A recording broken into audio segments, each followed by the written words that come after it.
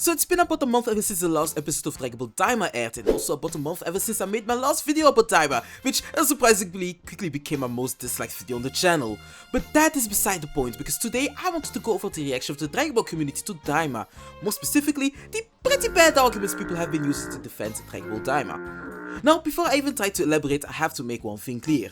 I am not making this video to say that you should or cannot enjoy Dragon Ball Daima at all.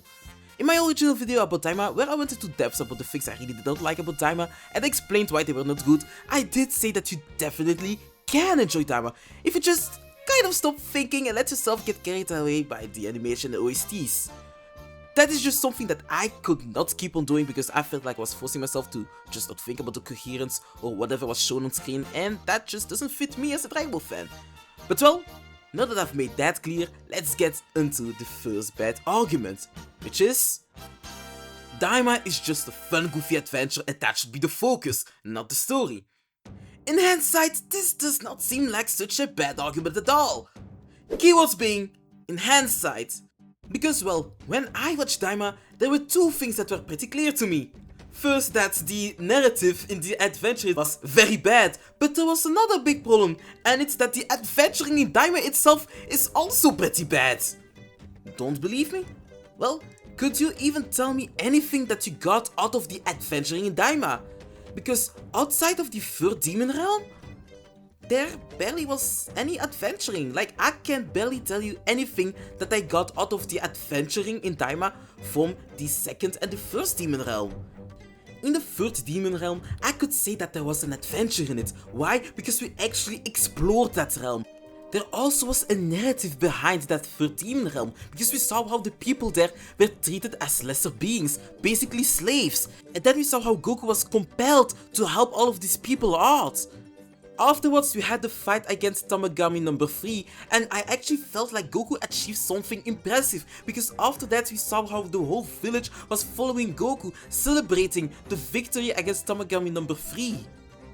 But that also was the last time I actually felt like Daima had some sense of good adventuring in it. Because well, in the second demon realm, and especially the first demon realm, there was basically no exploration. The second demon realm especially was frustrating for me because well, we had a lot of places to visit, to explore, but every 2 episodes their ship broke, making it so they didn't explore at all. Not only that, but there really don't happen a lot of things that are memorable.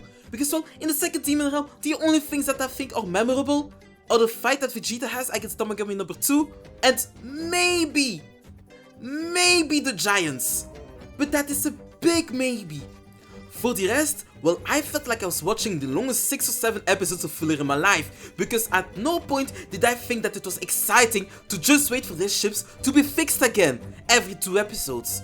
It's a big problem for a show that sells itself as a fun and goofy adventure if in those 7 episodes only one thing is memorable and exciting, being the Super Saiyan 3 Vegeta fight. So I can say that the second demon realm had any good adventuring in it. There was barely any exploration. They did not meet new people that needed help. They did not go on a side quest. They did not explore the places that they could go into. Basically, the only thing that the second demon realm has achieved was getting us lore dropping and a lot of exposition.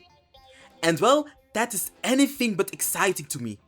Imagine if they actually adventured through that realm, if they had a reason to be there, or if they just thoroughly explored that place. It would have made all of the lore dropping and exposition even more fulfilling, because we would have an actual reason to care about it inside Daima itself, and not just because we are Dragon Ball fans who want to know the lore. And then we have the first demon realm that just does not have any adventuring in it. It's basically only fighting at that point. All that to say that Daima itself just does not have that fun and goofy adventure in it, because there barely is any adventuring and exploration in the first place. Secondly, there should be at least some narrative in it. To me, a good adventure story has to have some kind of narrative in it.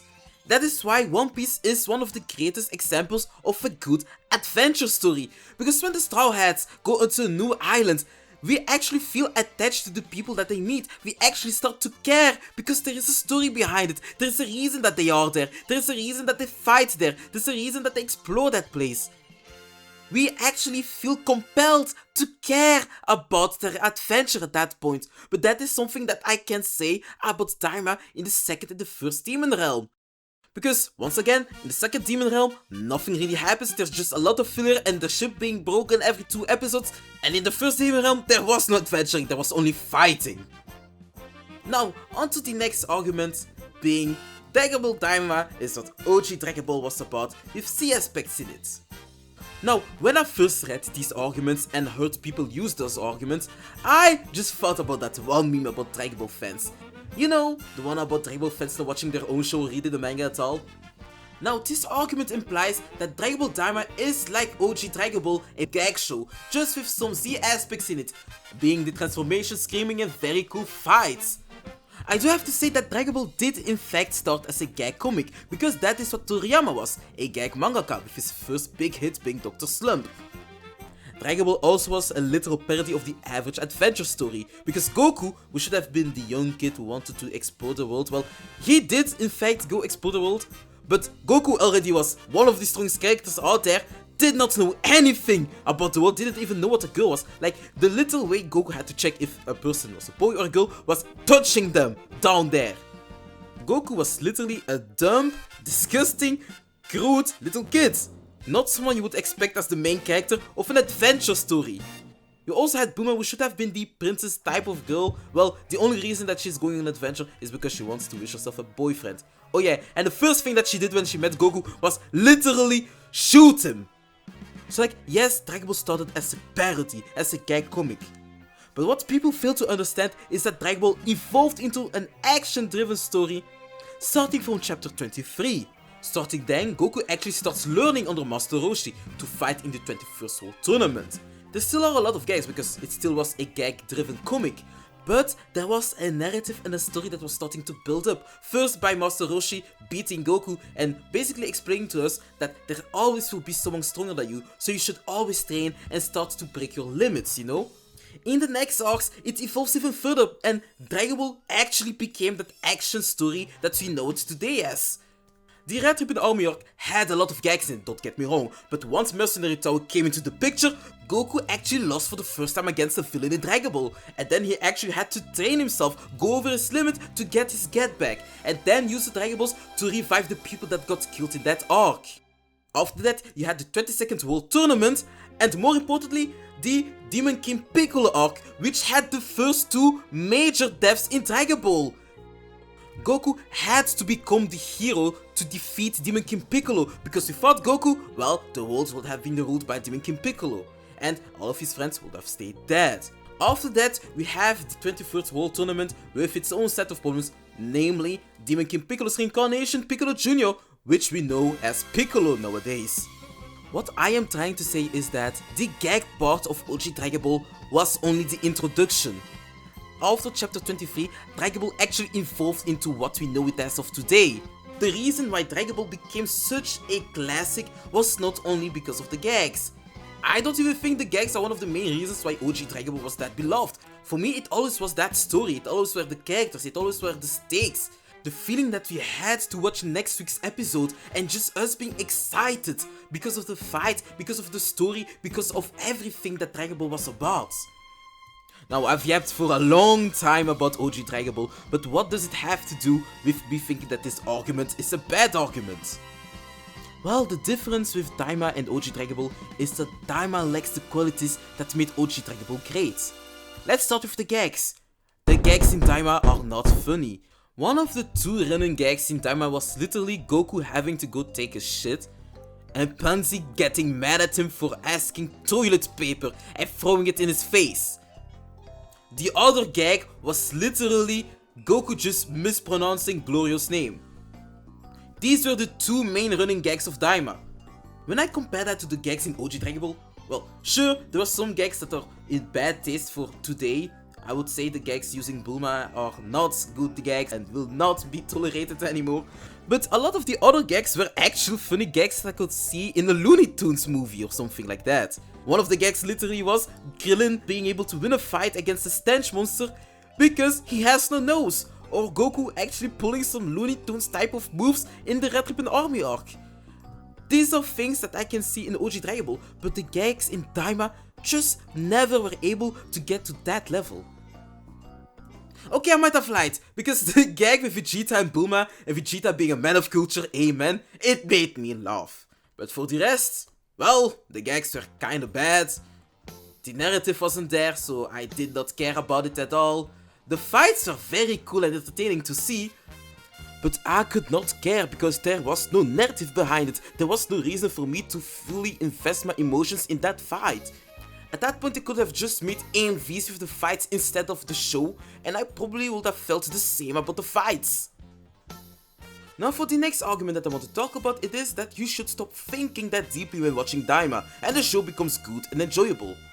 Now I would hope that most people can already see why this is a bad argument, but I will still elaborate on it.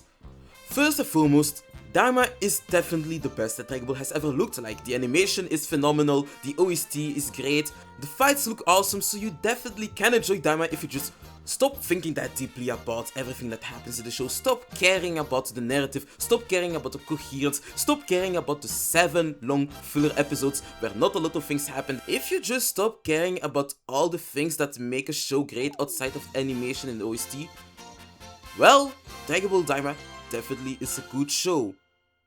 But that is my biggest problem with Daima, because Dragon Ball never was only about the good looking fights and gags. No, Dragon Ball was far more than that. We had a story with actual characters, with people that made mistakes, that grew, people that had internal conflicts, that had to learn to accept themselves, that had to learn to become better.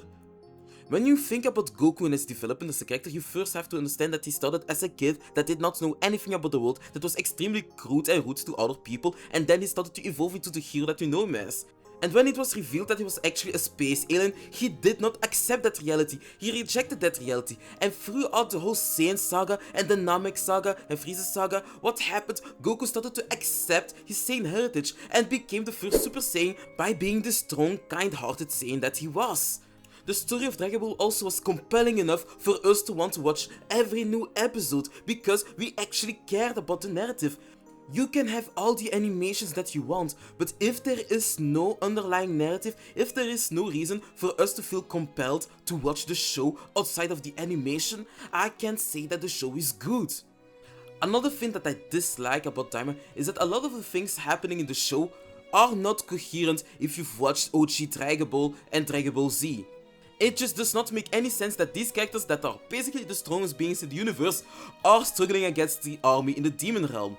Like, even going back as far as OG Dragon Ball, I know that Goku was able to handle business against people that are far weaker than him thanks to the Red Ribbon Army arc, where he literally on his own destroyed the whole Red Ribbon Army. Afterwards, you have all the things that happen in Dragon Ball and Dragon Ball Z, and you just see how strong these characters truly have become. They are basically the strongest beings in the universe. What makes it worse to me is that they literally are all together. You have Goku, Piccolo and Vegeta fighting against the army, and they are struggling. But at no point did I think that they would lose, because they didn't even transform. They did not use Super Saiyan 1, 2 or 3, so I just knew that Goku could take care of all of these people in 1 second if he wanted to. He could just nuke the whole place and everything would have been ended. The only way you can tell me that this is coherent is if you did not watch Dragon Ball and Dragon Ball Z. And even then, it would feel very wrong to say that it is coherent, because we have seen how strong Vegeta and Goku were in the show. And one of the last things that triggers me a lot with Daima is what they have done with the Super Saiyan 4 transformation.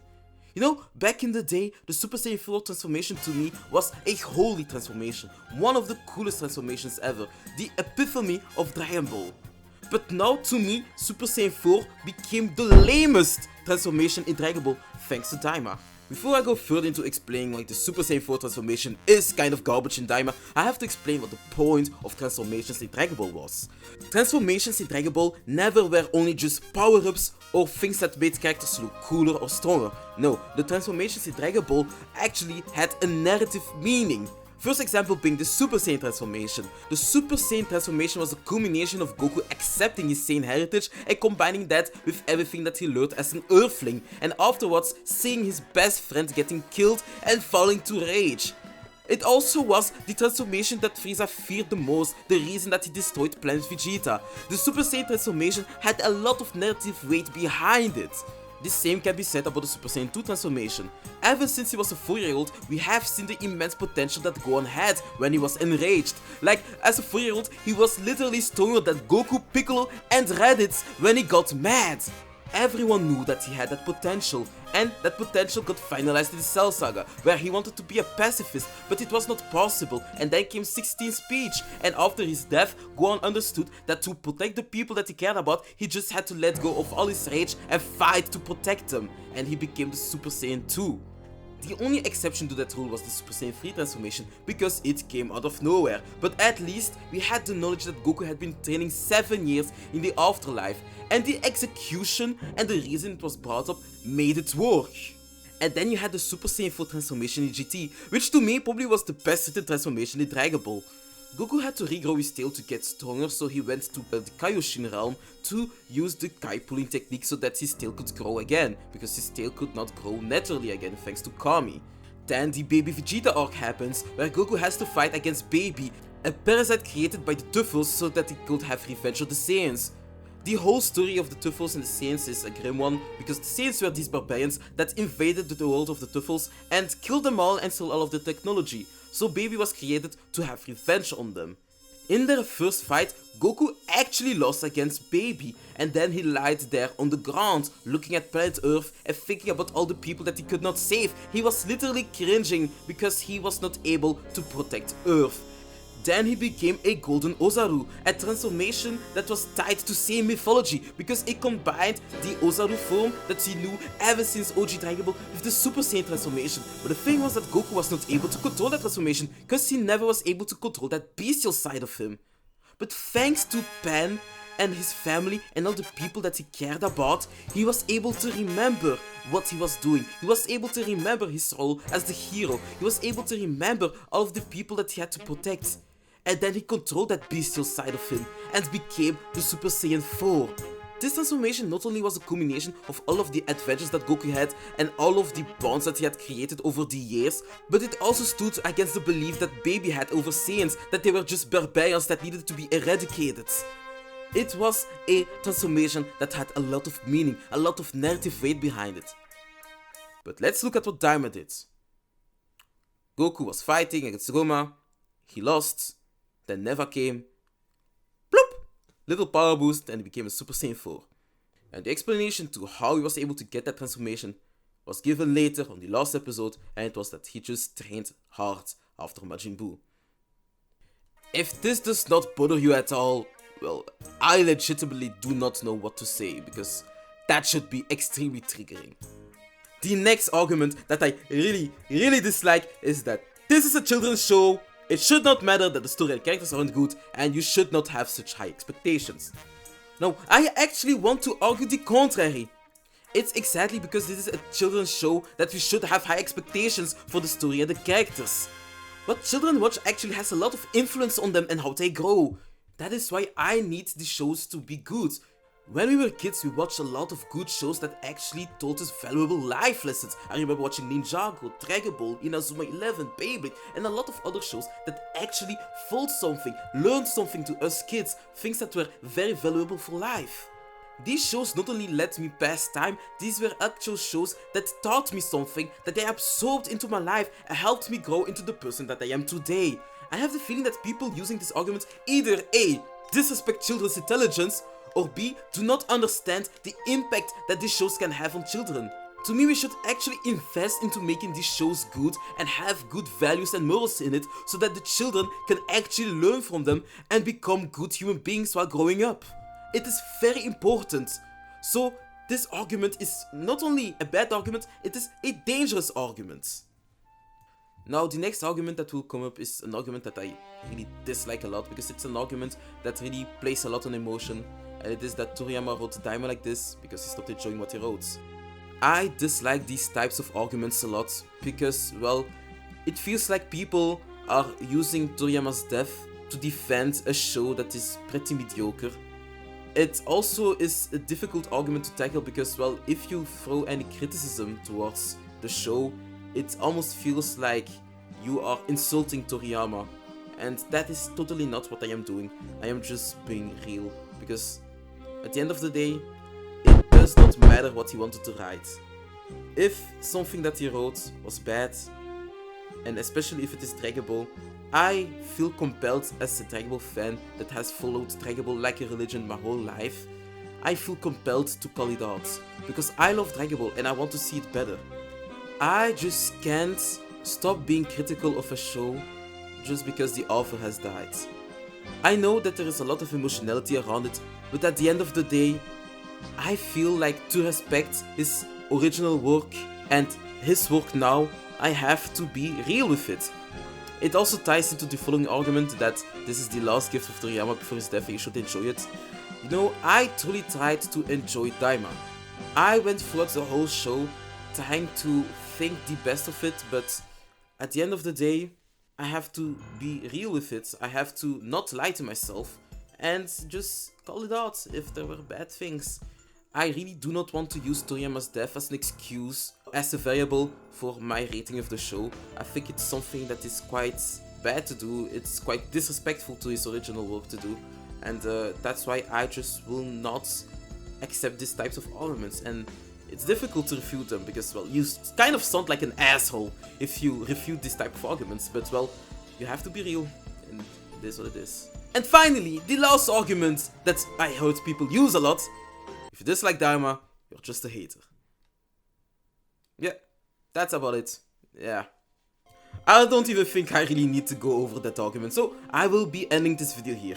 I hope you all will be able to at least act in good faith with this video, to at least try to, well, have decent conversations. If you want to add something, if you have other arguments that you wanted to use to defend Daima, you can definitely go in the comment section and write them up. I will try to look at them and respond if possible. Either way, comment, like, subscribe. This was Ortigana. I mainly make anime gaming related videos, but I also like delving in things I'm passionate about. Well, I'll see you all next time.